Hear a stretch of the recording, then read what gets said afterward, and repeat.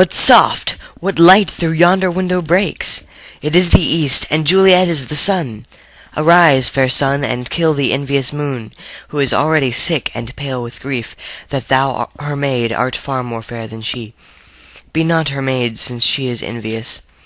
Her vestal livery is but sick and green, and none but fools do wear it. Cast it off. It is my lady. Oh, it is my love. Oh, that she knew she were. She speaks, yet she says nothing. What of that? Her eye discourses, I will answer it. I am too bold, 'tis not to me she speaks. Two of the fairest stars in all the heaven, having some business, do entreat her eyes to twinkle in their spheres till they return. What if her eyes were there, they in her head?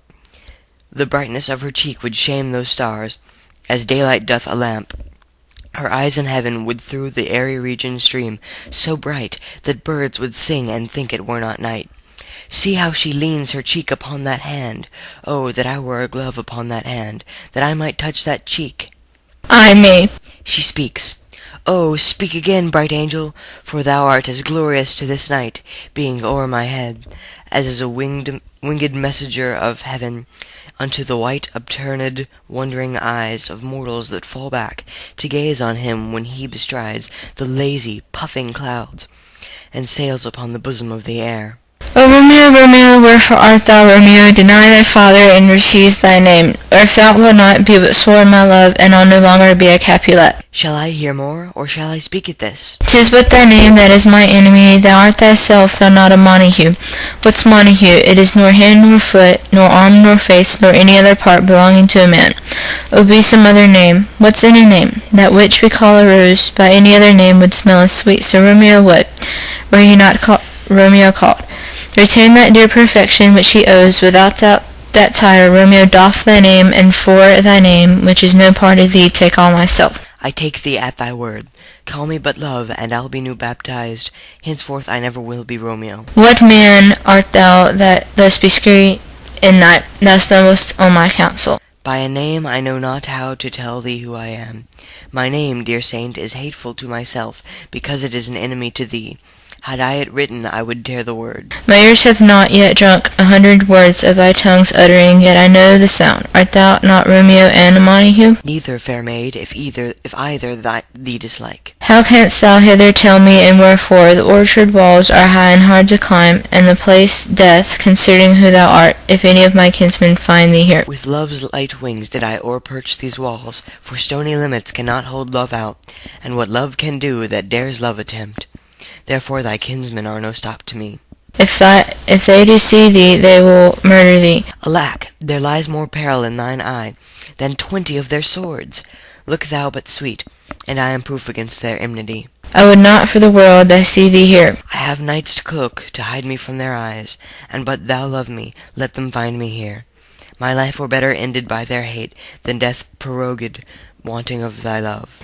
By whose distraction foundst thou out this place? By love that first did prompt me to inquire. He lent me counsel, and I lent him eyes.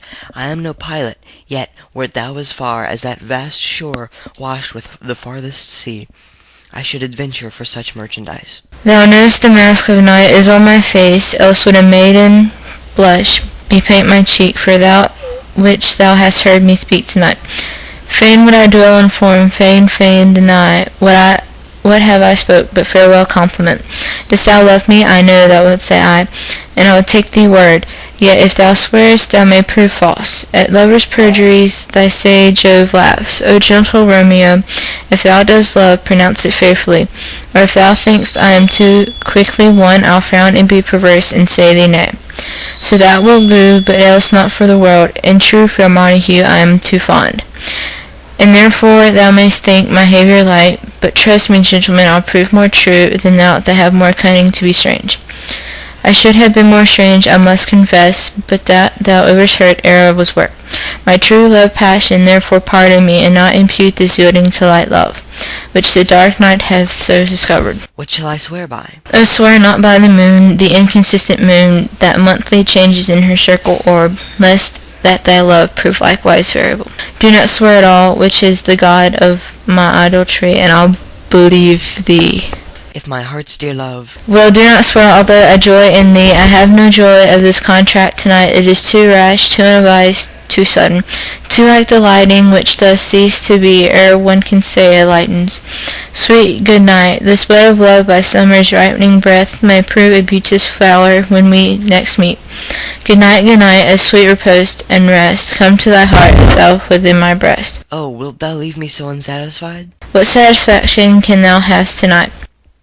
The exchange of thy love's faithful vow for mine. I have give thee before thou didst request it, and yet I would it were to give again. Wouldst thou withdraw it? For what purpose, love? But to be frank, and give it thee again, and yet I wish but for the thing I have. My bounty is as boundless as the sea, my love is as deep. The more I give to thee, the more I have, for both are infinite. I hear some noise within, dear love, adieu. Blessed, blessed night! I am afeard, being in night, all this is but a dream, too flattering sweet to be substantial. Anon, good nurse, sweet Montague, be true. Stay but a little, I will come again. My sweet? By the hour would I were sleep and peace so sweet to rest.